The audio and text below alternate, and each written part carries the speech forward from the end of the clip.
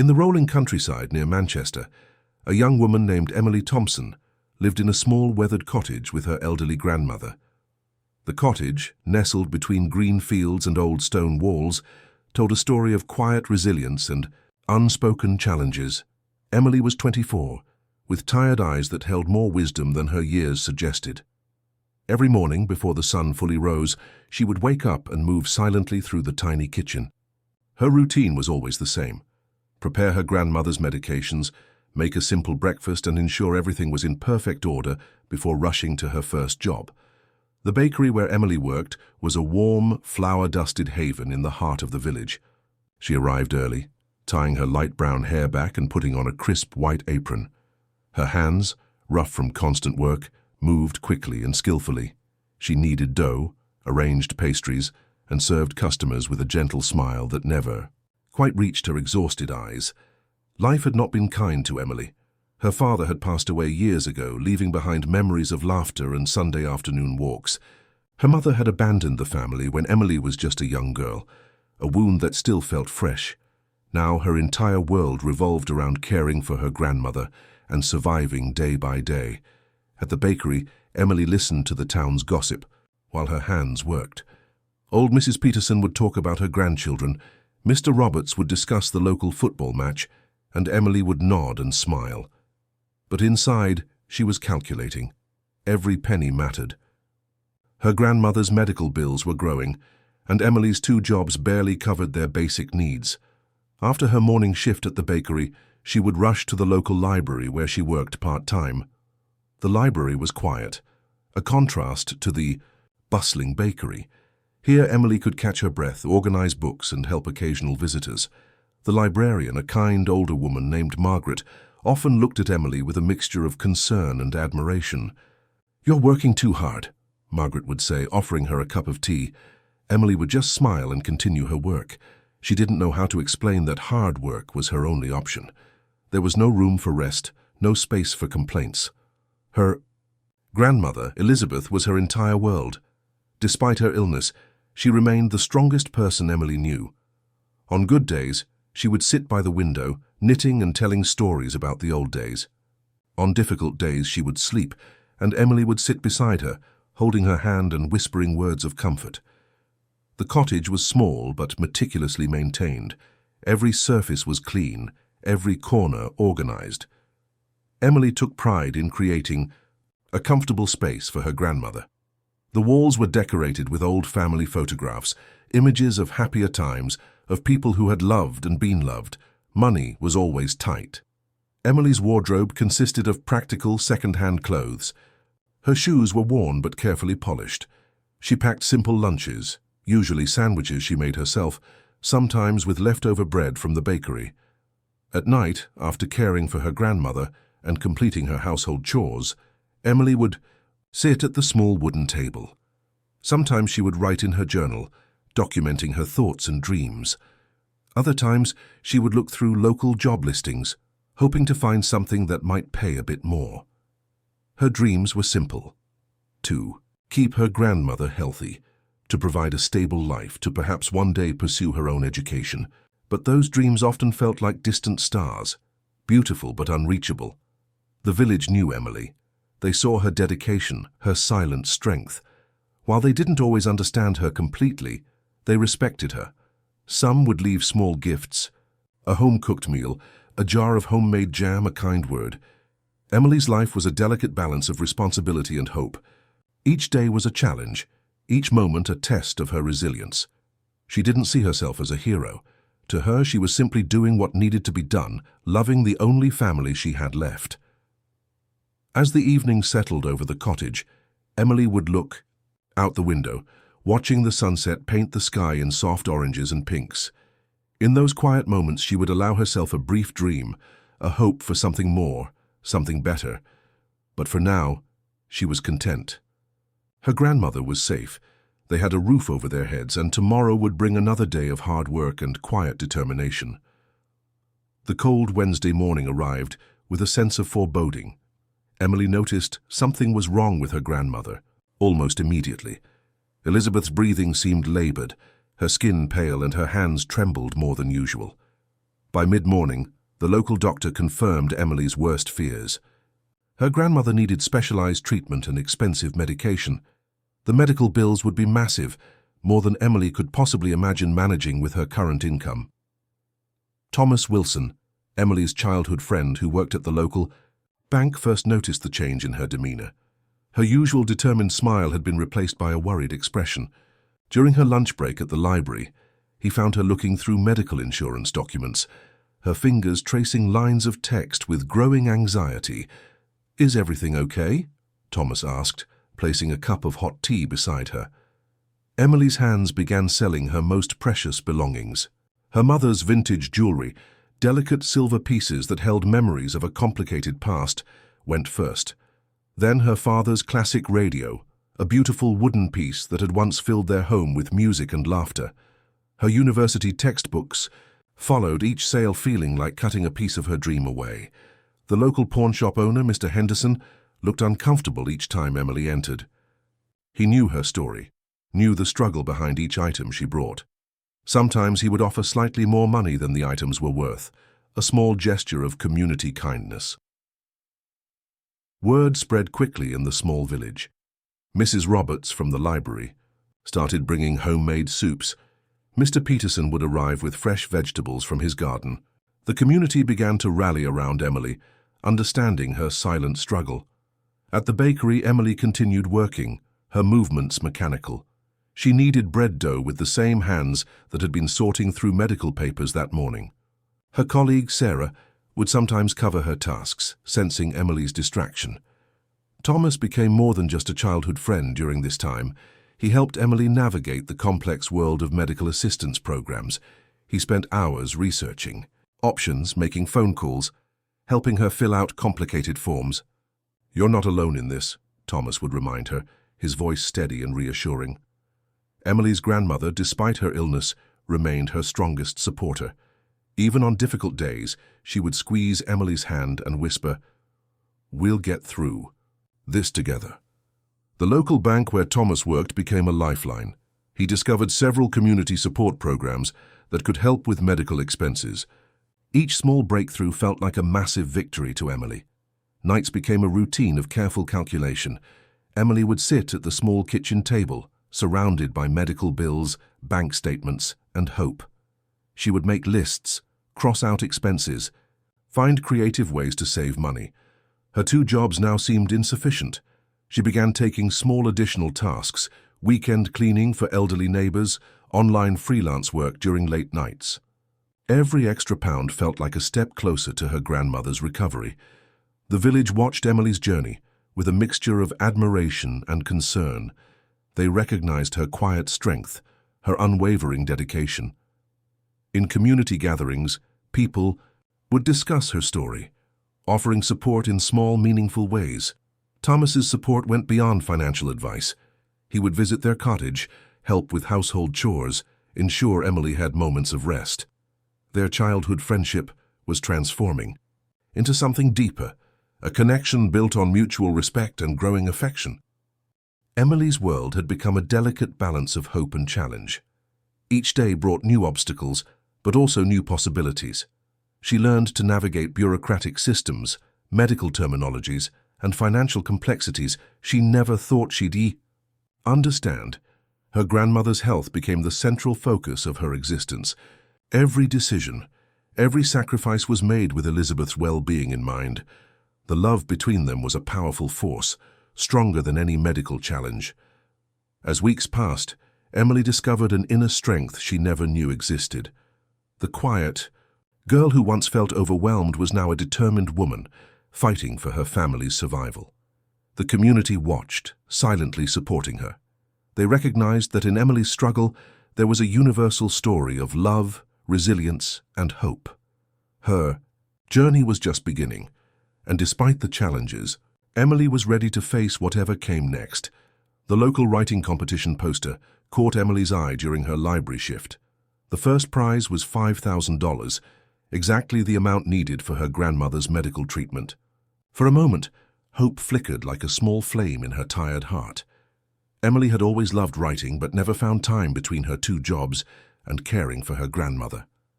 Now, something inside her stirred.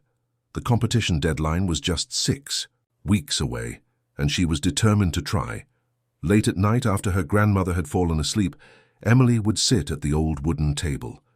Her laptop, a second-hand device Thomas had helped her buy, became her companion. The house was silent except for the soft ticking of the kitchen clock and the occasional creak of the old cottage. Her first attempts were difficult. Words stumbled. Memories became tangled. She wrote about her life, the struggle, the love, the constant fight to survive. Thomas would visit during his lunch break, reading her drafts and offering gentle advice. "Your story matters," he would say, his fingers tracing the lines of her manuscript. "People need to hear stories like yours." Emily's writing became her escape. Each word was a piece of her heart, each paragraph a window into her world. She wrote about her father's unexpected death, her mother's abandonment, her grandmother's unwavering love. She wrote about working 2 jobs, about the small kindnesses of her village, about hope that refused to die. The bakery owner, Mr. Williams, noticed a change in Emily. Her usual tired smile was replaced by a determined look. During her morning shifts, she would scribble notes on spare pieces of paper, capturing moments of inspiration between kneading bread and serving customers. Margaret, the librarian, became her secret supporter. She would give Emily extra time during her library shifts, understanding the importance of her writing. Sometimes she would bring her special tea, placing it quietly beside Emily's workspace. Thomas helped her edit the manuscript. His bankers' precision met her raw emotional writing. They would spend hours discussing each paragraph, each sentence. Their friendship deepened during these moments, a connection growing stronger with each shared word. The village began to notice something different about Emily. Her usual quiet demeanor now carried a spark of excitement. People would ask about her writing, offer words of encouragement. The community that had supported her through difficult times now watched her chase a dream. Her grandmother became her biggest supporter. Even on her weakest days, Elizabeth would ask to hear parts of the manuscript. "My brave girl," she would whisper, her eyes shining with pride. The writing process was not easy. Emily battled exhaustion, self-doubt, and the constant pressure of her daily responsibilities. Some nights she would write just a single paragraph. Other nights, pages would flow like a river. The competition deadline approached. Emily typed her final draft with trembling hands. Thomas helped her print and prepare the submission. They stood together in the small post office, the envelope feeling heavy with hope and possibility. "No matter what happens," Thomas said, "you've already won something important." Emily knew he was right. The act of writing had already changed her. She had found a voice she didn't know existed. Her story was more than words on a page. It was a testament to resilience, to love, to the human spirit. The waiting was the hardest. But Emily continued her usual routine, working at the bakery, caring for her grandmother, helping at the library. But now a small flame of hope burned inside her. Weeks passed. Emily tried not to think about the competition, but in quiet moments her mind would drift to possibilities. What if she won? What if this could change everything? Her grandmother would watch her, understanding the mixture of hope and fear in her eyes. "Sometimes dreams have their own timing," Elizabeth would say, squeezing her hand. The village watched and waited with her. They had seen Emily's journey, her constant struggle, her unbreakable spirit. Now they waited to see what would happen next. Emily's story was more than just a competition entry. It was a beacon of hope, a reminder that love and determination could overcome any obstacle. The rain was falling softly against the cottage window when the letter arrived. Emily's hands trembled as she opened the envelope, her breath catching in her throat. Second place, 20,500. It wasn't the full amount she had hoped for, but it was a significant step towards her grandmother's medical treatment. Thomas was the first person she called. His voice crackled with excitement through the telephone. "We did it!" he shouted, and Emily could hear the smile in his words. It wasn't just her victory anymore. It had become their shared journey. The local newspaper caught wind of her story. A young journalist named Rebecca came to interview Emily, capturing the essence of her struggle and determination. The story spread quickly through the small village, then beyond. Suddenly, Emily's quiet life became a beacon of hope for many. Her grandmother, Elizabeth, sat in her favorite armchair, tears of pride glistening in her eyes. "My brave girl," she whispered, holding Emily's hand. The room felt different, filled with possibility and hope. Anonymous donations started arriving. The first envelope came from an unknown sender in the nearby town, then another and another. The local community center became a collection point for support. People Emily had never met were touched by her story. The church organized a fundraiser. Mr. Peterson, who owned the local grocery store, offered to host the event. The village hall was packed with people, young and old, locals and visitors. They shared food, told stories, and collected money for Emily's cause. Thomas helped manage the donations. His banking experience proved invaluable. He created a special account, ensuring every penny was tracked and used for Emily's grandmother's medical treatment. His care for Emily was becoming something more than friendship. At the bakery, Emily's colleagues celebrated her success. Mr. Williams, the owner, displayed a copy of the newspaper article in the shop window. Customers would come in, congratulate her, and leave small donations. The library became her second home of support. Margaret, the librarian, helped her manage the growing attention. She taught Emily how to handle interviews, how to share her story without losing herself. Emily's writing had changed everything. What started as a desperate attempt to help her grandmother had become a source of hope for many. Local schools invited her to speak about resilience. Young people would approach her, asking how she managed to stay strong. Her grandmother's medical treatment became a possibility. The specialists they had only dreamed about were now within reach. Each donation, each kind word, brought them closer to hope. The village transformed around Emily.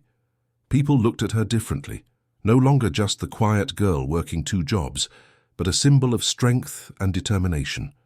Children would point at her on the street, whispering about the girl who wrote the amazing story. Thomas's support grew stronger. He would visit more frequently, helping with paperwork, managing donations, and spending time with Emily and her grandmother. Their friendship was blossoming into something deeper, a connection built on mutual respect and shared struggle. Emily learned to accept help. It was perhaps her greatest challenge. This woman who had always been independent was now learning to let others support her. Each donation, each kind word was a lesson in community and love. The local radio station invited her for an interview. Emily spoke simply, honestly about her journey. Her words touched thousands. People from neighboring towns and cities reached out, offering support, sharing their own stories of struggle and hope. Her grandmother's health began to improve. The possibility of treatment, once a distant dream, was now becoming real. Each day brought new hope, new possibilities. The cottage that had once felt like a place of struggle now felt like a place of possibility. The walls seemed to breathe with new life, with new dreams. Emily realized that her story was more than just her own. It was a story of community, of love, of human connection. She had become a symbol of hope for many who were struggling. The evening settled. Emily would sit with her grandmother Thomas nearby, looking at the growing pile of support. The world had changed, and they had changed with it.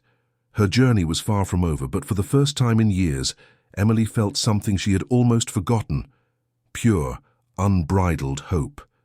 The combined funds from the writing competition, community, donations, and Thomas's financial guidance transformed Emily's world. Her grandmother's treatment became a reality, something that had once seemed impossible. Elizabeth's recovery was slow but steady. Each day brought small improvements: a stronger smile, more energy, longer conversations. The doctors were amazed by her progress. Emily's dedication had made all the difference. Thomas became more than just a friend during this time. His support went beyond financial advice. He would visit their cottage, help with household chores, and spend time with both Emily and her grandmother. The connection between them grew deeper, a gentle love blossoming from years of friendship. Emily began working part-time as a community support coordinator. Her own experience of struggle became a powerful tool to help others facing similar challenges. She started a support group at the local community center, sharing her story and listening to others. The village continued to rally around her. People who had once been strangers became her extended family. Mrs. Roberts from the library would bring homemade meals. Mr. Peterson would help with grocery shopping. The community had become her safety net. Her writing became more than just a one-time competition winner. Emily started a blog, sharing stories of hope and resilience. Her words touched hundreds of people. Young women would write to her, sharing how her story had inspired them to keep fighting. The local schools invited her to speak. She would stand before students, sharing her journey with simple, honest words. Her message was clear. Hope can survive in the most difficult circumstances. Dreams are possible, even when the world seems dark. Elizabeth's health continued to improve. She became Emily's biggest supporter, watching her daughter transform from a struggling young woman to a community leader. Their bond, always strong, became even deeper through their shared journey. Thomas's feelings for Emily grew stronger. What had started as childhood friendship had blossomed into something more. He would bring her flowers, help her with her community work, support her dreams. Their love was quiet, steady, built on mutual respect and shared struggles. Emily's blog caught the attention of local media. She was invited to write for regional newspapers, sharing stories of community resilience. Her voice became a beacon of hope for many struggling families. The cottage that had once felt like a place of struggle now felt like a home of possibility. The walls seemed to breathe with new life, with new dreams. Photographs of happy moments began replacing the old, worn pictures. Her grandmother would sit by the window watching Emily work. "My brave girl," she would say, her eyes filled with pride. Elizabeth had become not just a patient but a witness to her daughter's incredible journey. The support group Emily started became a lifeline for many. People would share their stories, find strength in each other's experiences. Emily listened, guided, supported. She had become the hope she once needed. Thomas proposed on a quiet Sunday afternoon. The proposal was simple, just like their love, a promise of support, of shared dreams of a future together. Emily's grandmother was the first to know, her eyes sparkling with joy. Their wedding was a community celebration. The entire village came together, sharing food, telling stories, celebrating love and hope. It was more than just a wedding. It was a celebration of resilience. Emily never forgot the struggle that brought her here. She continued her community work, her writing, her support for those facing difficult times. Her story became a reminder that hope can survive, that love can heal. The local newspaper did a follow-up story years later. They found Emily working in her community center, surrounded by people she had helped. Her grandmother sat nearby, healthy and happy. Thomas worked alongside her, their love a quiet, steady force. Her blog had become a national platform for hope. Young people would write to her, sharing how her story had changed their lives. Emily had become more than just a writer. She was a beacon of possibility. As evening settled over the cottage, Emily would sit with her family, her grandmother, her husband, their young child. She would look out the window, remembering the journey that brought her here. Hope, she had learned, was not about having an easy life. It was about finding strength in difficult moments. It was about believing in yourself, in your community, in the possibility of change. Her story was a testament to the power of love, resilience, and human connection.